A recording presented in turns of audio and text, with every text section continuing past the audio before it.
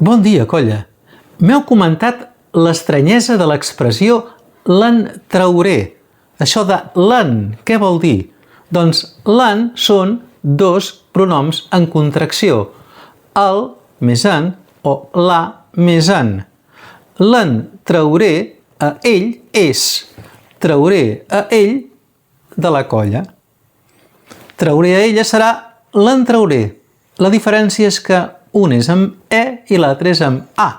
El trauré, la trauré. El més en dona l'en i la més en dona l'en, que en català oriental sonen igual, però s'escriuen diferent. Quan és femení, l'en serà L-A apòstrof N.